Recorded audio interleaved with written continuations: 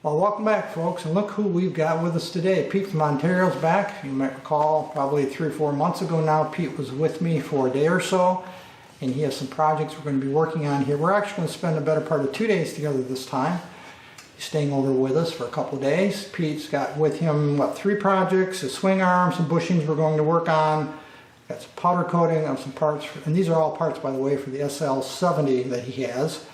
Swing arm, bushing, powder coating, and we have zinc plating we're going to do. And all 3 of those I think are going to be new experiences for Pete, so he wanted some of my experience to help him through this, and so that's what we're going to be doing over the next day or 2, and we'll be bringing you along for the ride as appropriate and shooting little clips. We're going to try to shoot little clips of each one of those 3 separate components, and then at the other end we'll do a little wrap up and call it a 2-day event. So without further ado, let's get. We talked about a little earlier, we have a number of projects we're going to work on today, one of which is pressing out the old Swingarm bushings in the swing arm for Pete's SL70. We're going to hone the liners where the bushings fit, and then we're going to press in the new bushings. So we have everything set up here in the press, and I'll zoom in here a little bit, give you a better look at what the setup looks like. You can see what we're going to do, and then we'll go ahead and reposition the camera, and we'll go ahead and see if we can get these bushings out. Very simple setup. You can see we've masked off the swing arm. The reason we did that is just to protect it from handling, because it's inevitable jostling these parts around that. Since this was already powder coated, we wanted to try to preserve the finish. So it's always a good idea to protect your part, so I just generously wrapped it with a combination of masking tape and duct tape around the part that we're going to be, the action end here, the part we're going to be working on. I've used a little duct tape over the top of the masking tape. We've got a supporter here at the bottom on the plates that come with the press, piece of particle board just to protect the bottom of the swing arm here. Obviously the force or the pressure is going to be vertical. We do have a socket in here that we believe is sized about right to press that first bushing out. Now, pressing out swing arm bushings can be a challenge. You would think something as simple as this would be easy to do. It's not always. Sometimes they'll fight you even on a little swing arm like this. The one thing you have to be careful is you don't break the swing arm. This is a 20-ton shot press, so something's going to give one way or the other. And what we want to give, of course, is the bushing and not the swing arm. So we have to go nice and slow and take our time. This is an air hydraulic over press. That is, I have a hydraulic cylinder that I can actuate with air. I am not going to use that. I'm going to do it manually because it's easier to control and watch at the same time. And we want to make sure that everything stays in a nice vertical plane so that we don't kick anything off the side under high pressure. So that's the gist of the setup. I'm going to ask Pete to go around to the back, and we'll see if we can't eyeball this carefully and go ahead and press this out. Even though you can't see it, I'm going to be pumping the hydraulics manually up above in this photo. I got Pete on the back, and we're going to be watching real carefully and see how this goes. So my intention is to go nice and slow.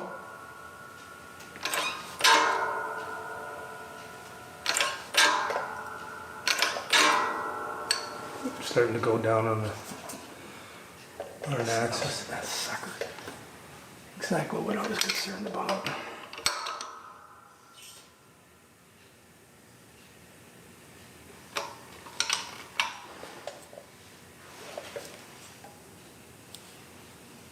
I'm thinking maybe we have to go to a smaller socket. Can you hold the swing arm? I can. All you gotta do is hold it in place. Yep.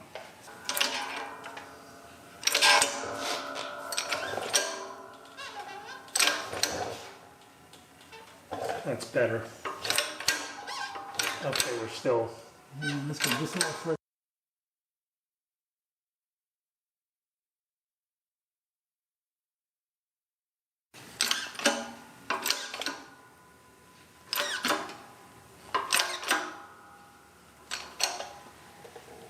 I think we're too close on this side.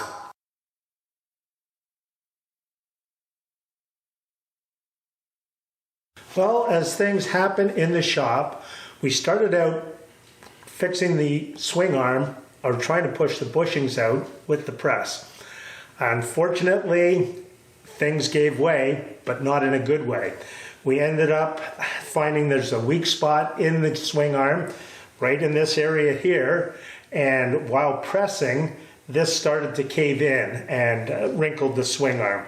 So immediately we stopped pressing and we had to go to a different tact.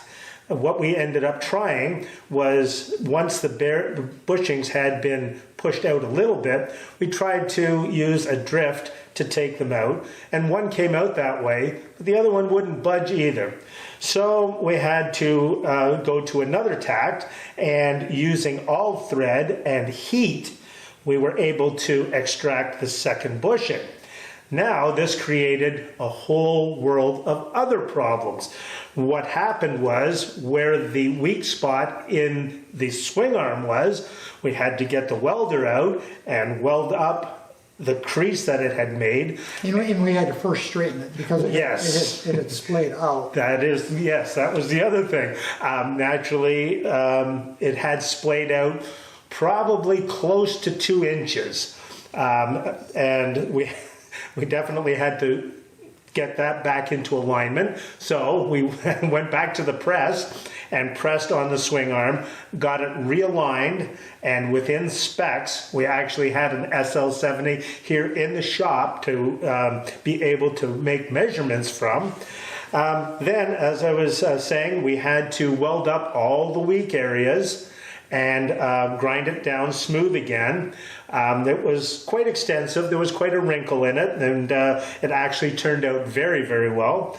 So now we're back to, how do we get the bushings into the swing arm? So we went back to the all thread. We didn't dare go near the press again for obvious reasons, but we went to the all thread, and using a combination of washers and sockets and nuts, we were able to wind them in fairly good. The first one went in very, very difficult. It was a bear to try and get in. Second one went a whole lot easier. So what I'm getting at is, no matter how much planning you do, or no matter how much you prepare, there's always things that can go sideways. And this was one of those learning experiences for me, because I have never done swing arm bushings before, and it taught me a lot. So yeah, this is one of the learning experiences, as I said, for me, and we used every process that you can for swing arm bushings, and got the job done. But if you don't have the right tools, it would have been certainly even more difficult, if not impossible. I've in my lifetime, I've done probably dozens of swing arms, all different size bikes, all the way from 850 Suzukis down to mini trails, and this is probably the toughest swing arm I have ever had to deal with in terms of bushings. You wouldn't think a little small swing arm like this would be as challenging as it proved to be.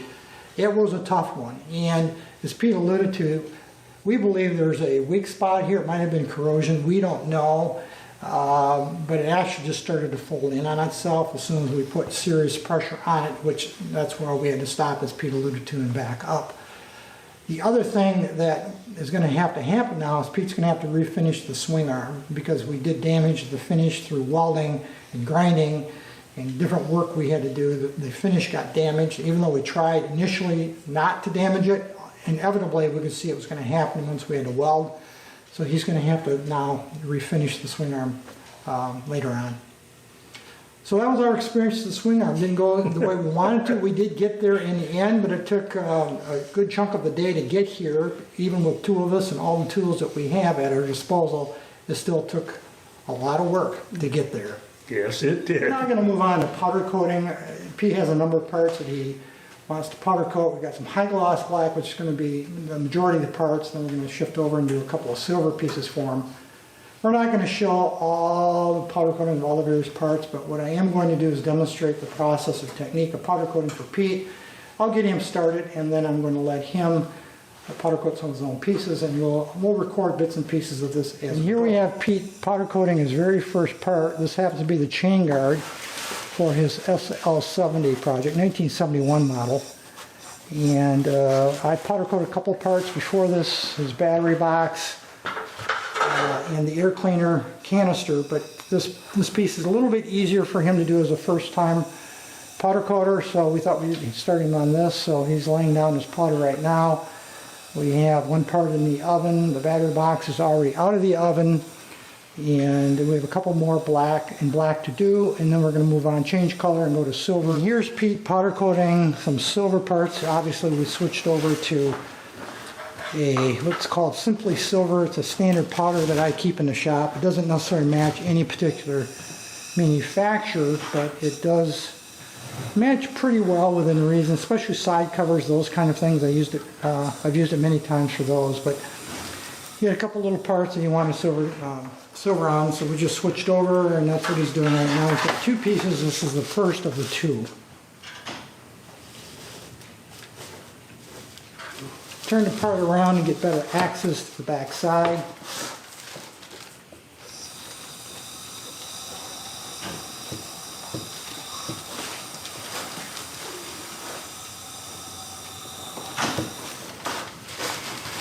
Now we're over at the zinc plating area. We've talked about some of the projects we're going to be working on, such as the swing arm, the powder coating. Now we moved on to zinc plating. Actually, we started the zinc plating yesterday afternoon. This is the second day, the early morning of the second day, and we're going to continue on with zinc plating. A couple of parts there that Pete's holding in his hands off his project that were plated yesterday afternoon. We threw them in a tumbler overnight, and we just extracted them a few minutes ago. So now we're going to move on to the rest of his parts. He's got some small miscellaneous items that for today's lesson Pete is going to set up and do his own plating, and I'll just guide him through it as he goes so he can get some experience doing it himself. This is my first attempt at plating any type of part.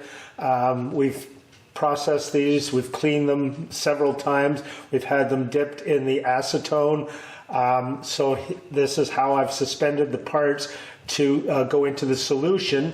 And here goes. This we'll keep our fingers crossed and make sure that we are going to get a good plate solution on this. And we have to put the ground electrode onto the, make sure that we get good continuity, and we have not yet.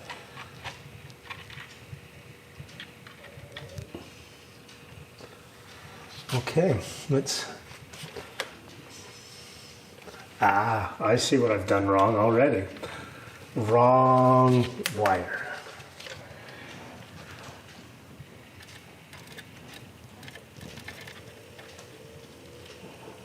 And there we go. We have proper connection, and we are starting the plating process. How many amps are you pulling? 0.36, which hopefully with the mass of those parts will give us a good current flow to make the solution adhere to the part. Very good. So what are you going to do next? Good question. I'll leave it in here for, I believe, about 10 minutes to see how the process is going, checking it periodically. Once we have an initial plate on them, I will take the parts out and inspect them to see that the plating is complete around the whole part.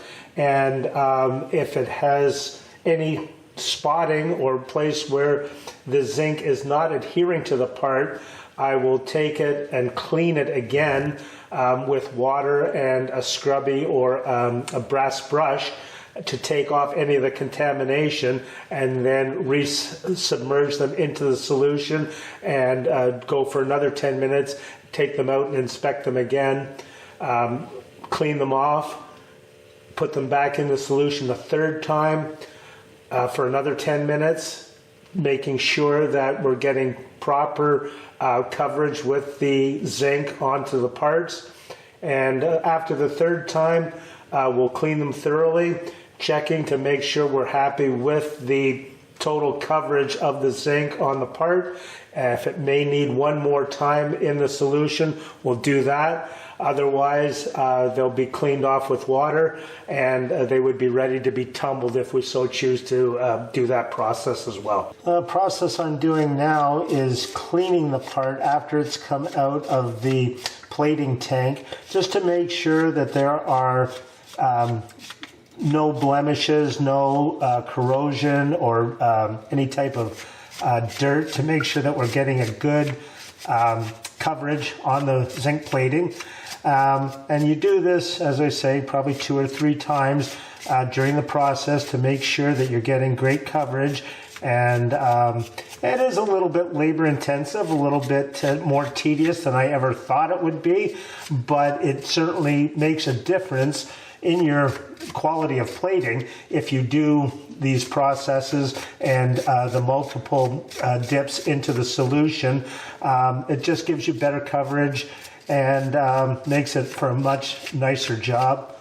So this is the tedious part of your plating process, and it makes it worthwhile. It makes the job. While Pete's cleaning those parts in the background, these are the 2 pieces we talked about a little bit earlier. These are the brake rod arms that connect to the cam that activates the front rear brakes on this little Honda SL70. The one on the left is the front brake, the one on the right is rear brake, and these just came out of the tumbler. These were, again, plated yesterday afternoon, and then we threw them in the tumbler, and you can see how they came out. They came out really, we think, very nice. They look really, really good. So quite pleased with the result. So that's what we're going for here on these other smaller parts that he's working on right now.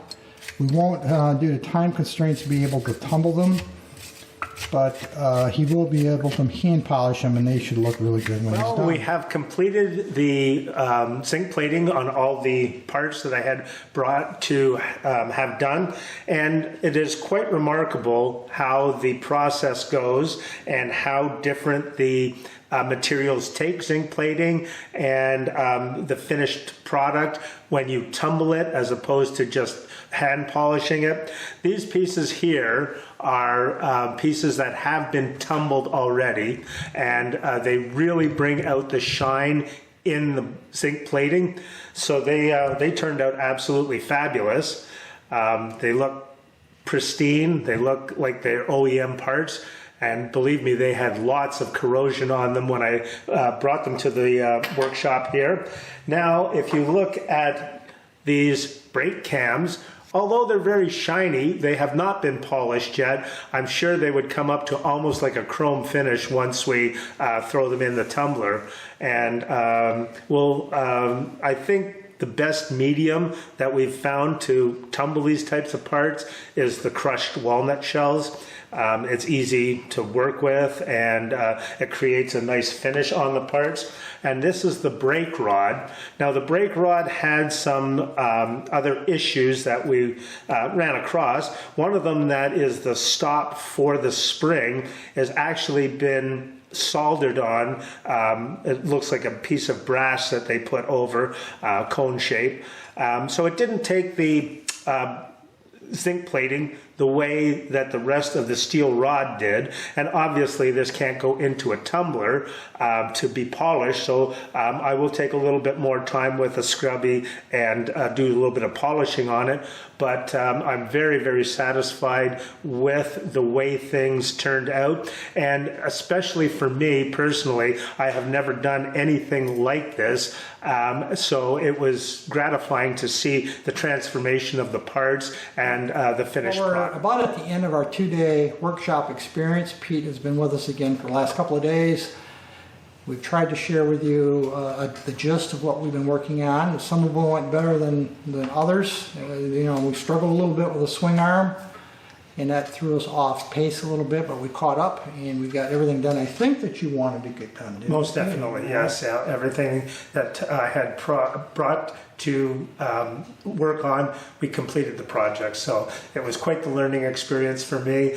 I'm most appreciative of your mentorship and helping me along with these projects. And I learned a lot of new skills, which I'm very thankful for. So it's been a fantastic couple of days here in the workshop. Well, that's great, Pete. We certainly, my wife and I, of course, I went out to dinner last night and spent some time with Pete, so we appreciate having you. It's a pleasure. It truly is a pleasure having you here. Thank you. Sharing the knowledge and some of the tools and resources that we have here with you, and maybe you can go home with some new skills, plus you've got some parts that have been improved. So we're already talking about the next time Pete might be coming. This is now, we're well into autumn or fall of 2022, so it will probably be next spring, early summer-ish by the time Pete gets back here because of the weather conditions here in the northern climes. So it'll be a while. It might be 6 months or more before he gets back. But we are already talking about what's next, and the next time he would come back. Both, I'm sure, looking forward to that.